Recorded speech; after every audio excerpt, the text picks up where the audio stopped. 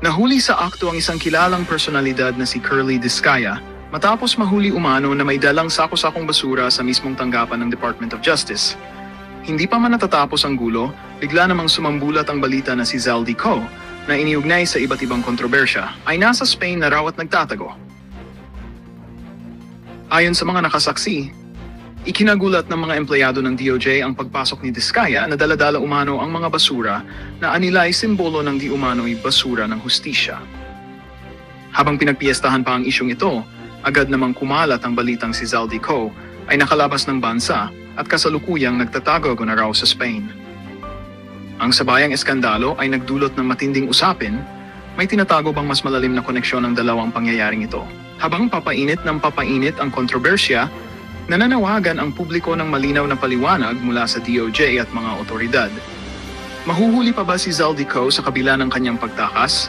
At anong parusa ang haharapin ni Curly Discaya sa kanyang ginawa? Abangan ang mga susunod na kaganapan sa kasong ito na siguradong yayanig sa mundo ng politika at hustisya.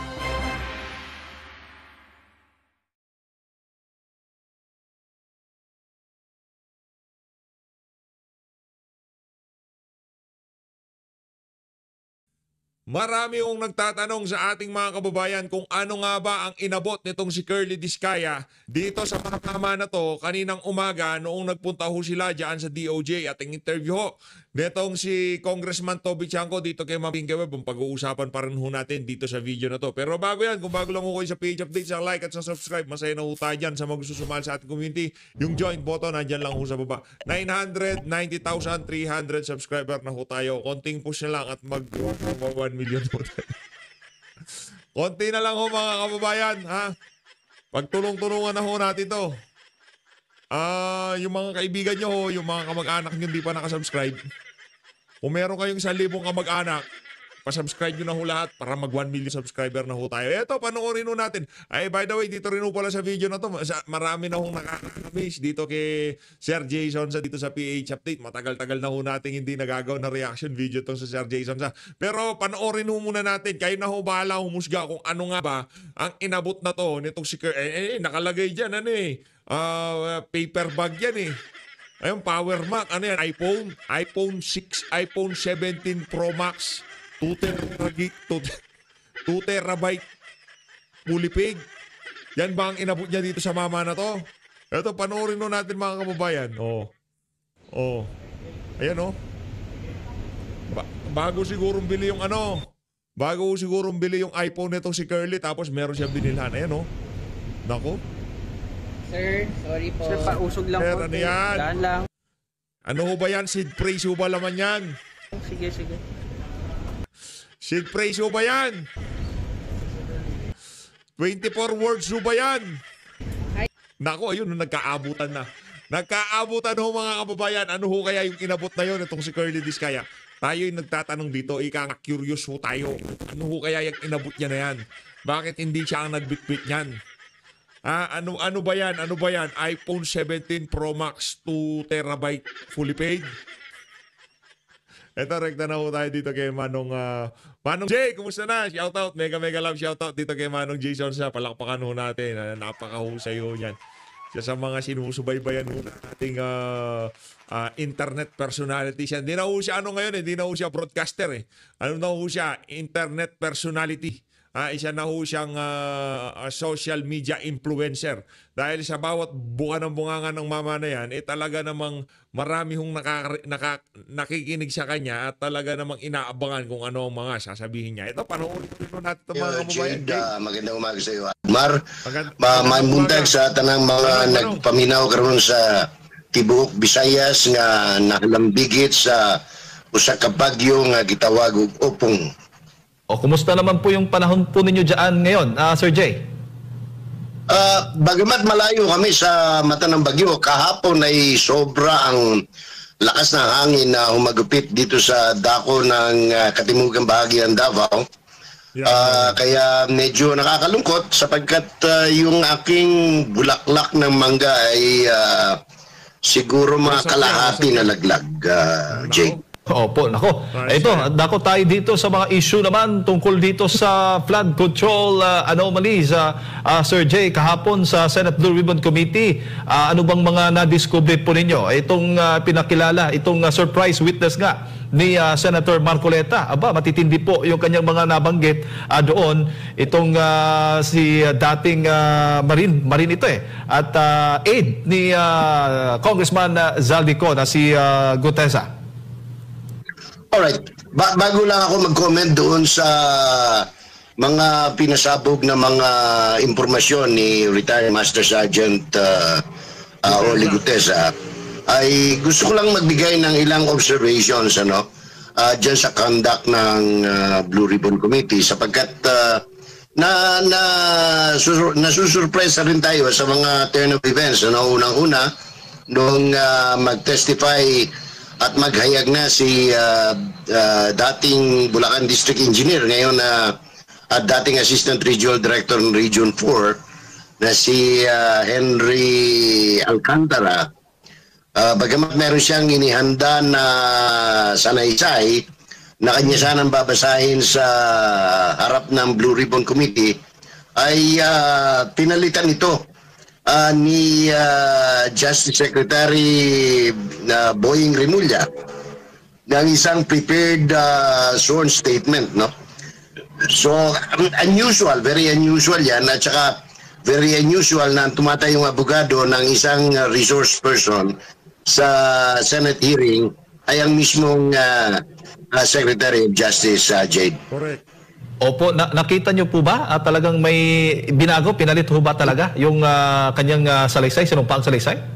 Merong Kasi ang nakahanda na babasahin sana ni D.E. Alcantara ay nasa isang folder, no? Makapal yun.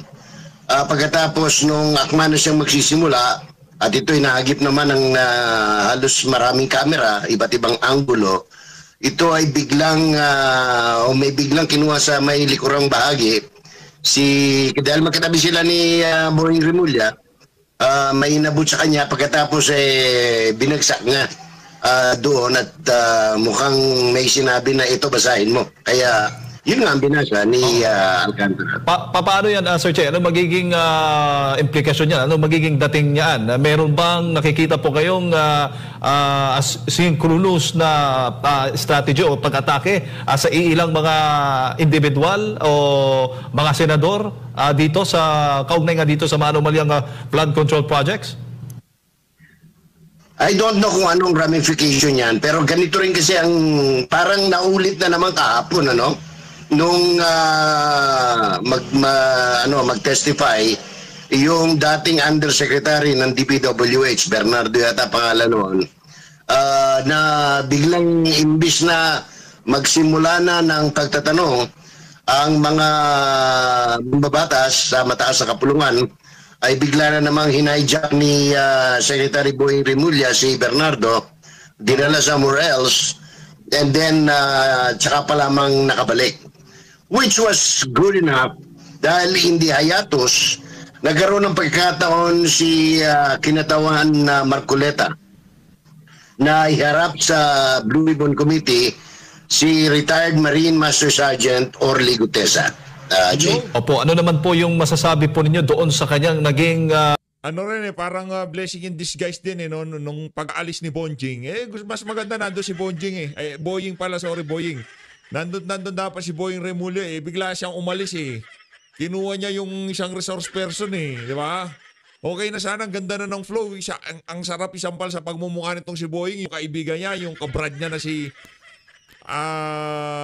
Romualdez, siya naman ang makakaladkad ang pangalan dyan sa hearing na yan. Kaya naman, para matapos sa usapan, kulong na lahat ng mga walang yan. Kung yung ordinaryong Pilipino, kumuha ng isang corn beef sa convenience store, kulong. Dito pinag-uusapan natin, milyon, daang bilyon, trilyon, anak ng veteran karapata, due process. Pambihira. Last week. Mali.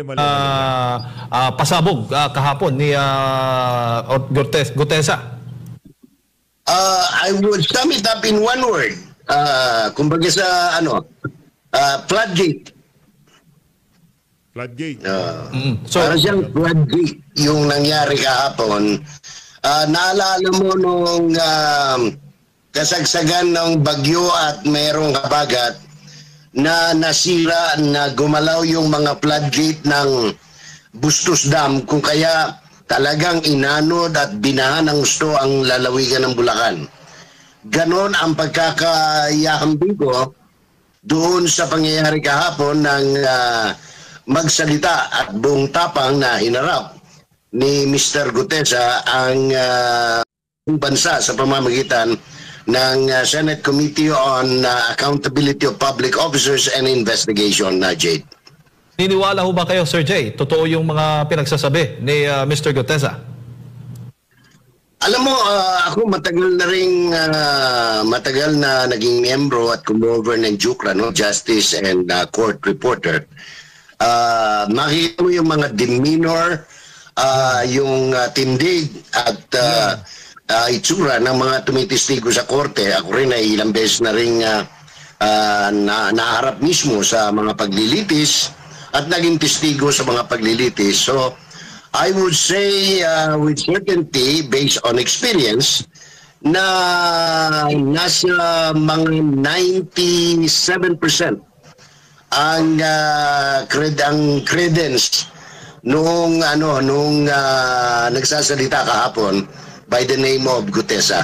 Opo. At doon sa mga nabanggit na mga kongresista tulad ni Speaker Martin Romualdez at ni Congressman Zaldico, sa tingin po ninyo dapat silang ipasama sa investigasyon dyan po sa Senate Blue Ribbon Committee?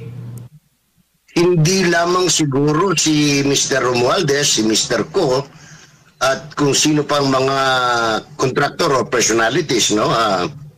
Siguro kung talagang didoso at seryoso ang kasalukuyang Blue Ribbon Committee, dapat siguro ipatawag yung 246 congressman na pumirma doon sa impeachment na sinasabing tumanggap ng 150 million in exchange of the signatures because mukhang doon sa listahan ni Mr. Zaldico na ngayon ay kasalukuyang namamahinga sa isang kwarto sa Four Seasons sa Calle de Sevilla 3, Madrid, España, nandoon ang listahan niya na galing din ang perang pinamulmul. Supposed to be doon sa 246 congressman mula sa pera sa basura, Jake. Opo. Sa tingin po ninyo, seryoso yung... Literal literal na may pera sa basura. Ibang klase talaga itong mga congressman at Blue Ribbon, ha? Kasi yung dinadahilan ni Mr. Lacson, yung chairman ngayon ng Blue Ribbon, na ito ay parliamentary courtesy tradisyon. Hindi po yan batas, courtesy yan. So, pwedeng i-break because remember, ilang beses nang binbreak yan ng Kongreso. I'm referring to both chamber of Congress when they invited and subpoenaed former President Rodrigo Roa Duterte and the incumbent Vice President of the Republic of the Philippines. Do you remember, maalala ng mga tao, na nung sinabina siya ng House Committee on Appropriations na ang chairman mismo ay si Elizalde Co ng Bicol Party List. At ang nag-preside ay si Marikina Congressperson Estela Luz Kimbo, no? They set aside yung tradition na courtesy, parliamentary courtesy or co-equal courtesy sa President and Vice President. So, I find no reason kung talagang didoso unless they are trying to cover up something na isabpina o imbitahan muna, no? Before issuing a subpoena, itong lahat ng sangkot. Mr. Romualdez, the name that cannot be named, finally named yesterday. At ang siguro ang isang observation dyan na Admar Jade, dahil nagsalita na rin si former Speaker Lamur Romualdez kagabi, itinatanggi niya na o sinasabi niya imposible na madala yung ilang pera o ilang maleta ng basura diyan sa 42 McKinley sapagkat under renovation daw, no? Alam mo naman yung drop-off point, lumabas din sa investigasyon kahapon, ginagawa nga sa mismong gasoline station sa may Fairview, no? So it's not impossible to make an area, a secluded area, well fenced area na hindi nakikita ng mga tao sa loob ng isang under renovation property, no? Ang observation ko lamang dito, Jade, hindi niya tinanggi na siya ang may-ari noong 42 McKinley, no? Pero wala rin siyang pagtatanggi na may dinalang pera doon sa Forbes Park sa isa sa kanyang mga tahanan, at hindi rin niya tinanggi sa kanyang pagtanggi kagabi doon sa pagdadala ng pera sa Residencia de Aguado sa Malacanang, sa tapat ng Gate 4 ng Malacanang Palace. So yan ang mga ilang observations natin sa mga pangyayari kahapon kagabi. Kaugnay nga dito sa isang matapang, magiting na pagharap ng isang dating security consultant na bahagi ng 70 o mahigit na security company ni Bicol Party List Representative but former Appropriations Committee Chair Elizalde ko. Opo. Kung sakali mong maimbitahan ito, Sir Jay, itong mga nabanggit na personalidad, sa tingin mo, sisipot sila? Dalawang bagay. Pwedeng hindi sila sumipot.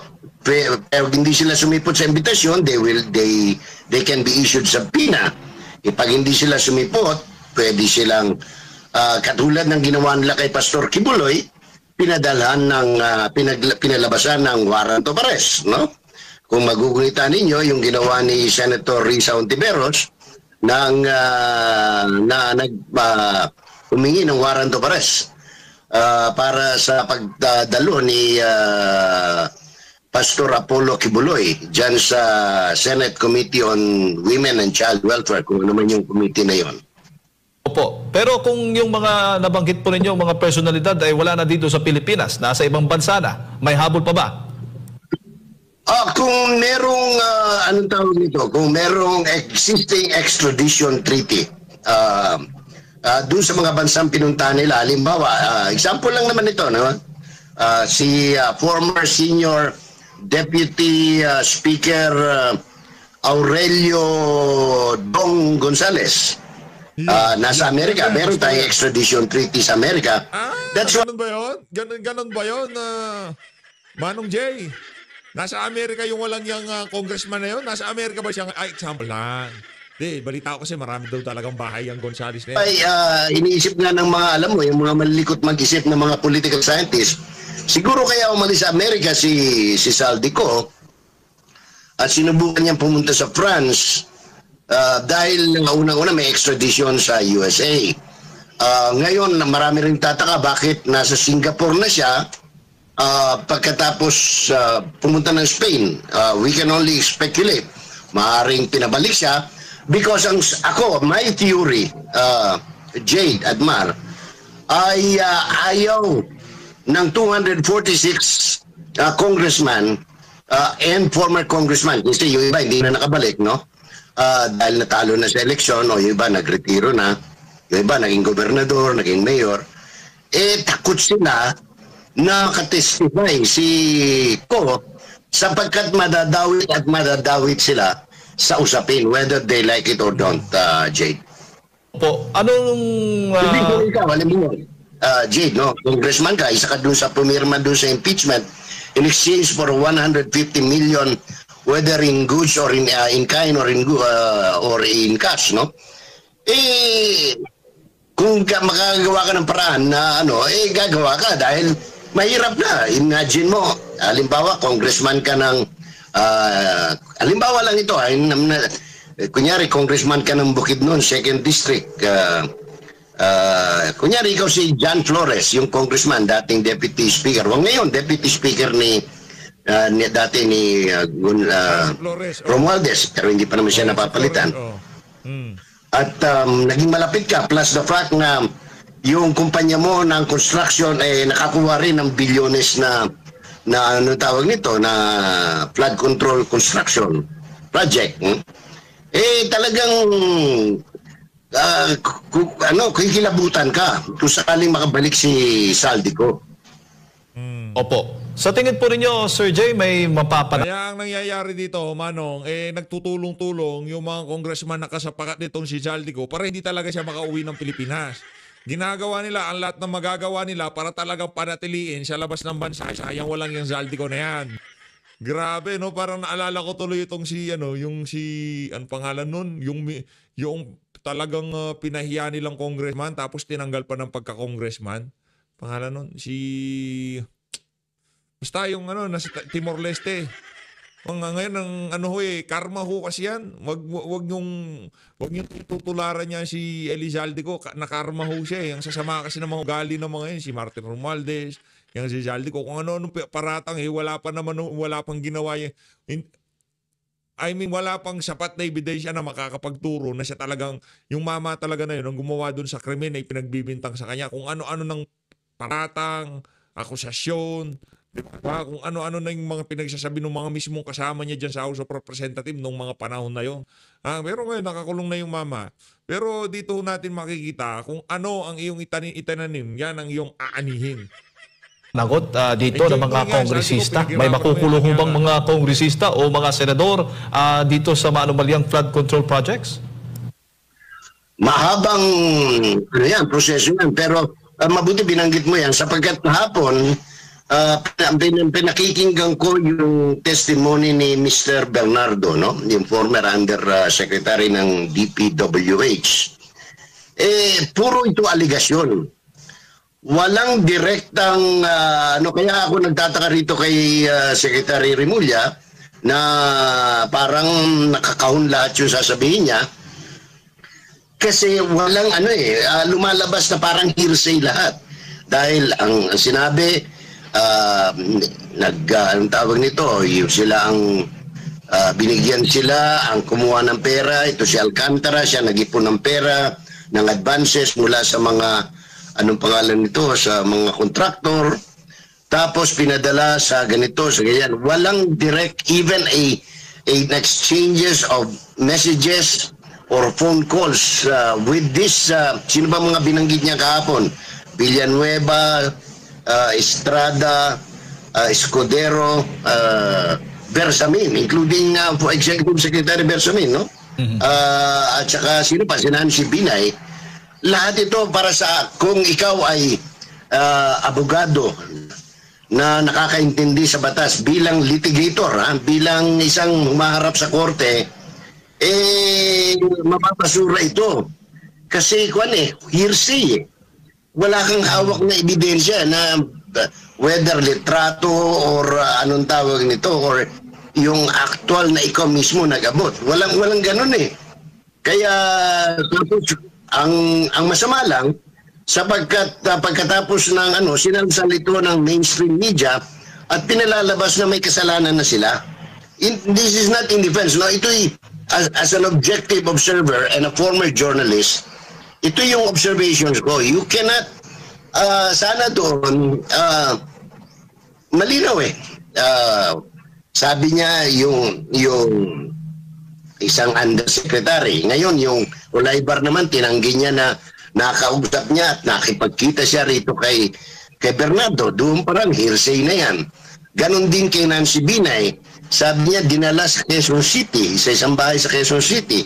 Taga Makati si Binay, no? So, si Escudero naman, sabi niya, isang, pinadala daw kay Escudero by way of a courier. Hindi naman nila dinala yung courier, yung nagatid. So, lahat ito parang kasama sa isang malaking drama na nagustong i-broadcast ng DOJ o ng kasalukuyang administrasyon. For whatever purpose, hindi ko alam. Meron ba silang gustong pagtakpan? Meron ba silang gustong i-paint na senaryo? I don't know. But it appears, kahit na yung testimony ni Alcantara, pwedeng lusaw kung kasing galing kang abogado ni Bobet Torion o kaya ni Ferdy Topacio o kaya kung sino mang, kasi pag sanay ka sa korte, batikan ka sa korte katulad ng mga kilalang abogado, yung isang kasama nyo dyan sa SMNI, si dating legal advisor to the president, no, yung Bicolano, si attorney yung kasama ni Hana na nagpo-programa. Panelo po, Attorney Panelo. Panelo. Oh. Pag yan ang mga abogado mo, ikaw ang abogado ni Escudero, ni Binay, o kung sino man yung pinangalanan. First base pa lang lusaw na yung argumento ni Boying Rimulya. Kasi walang pako na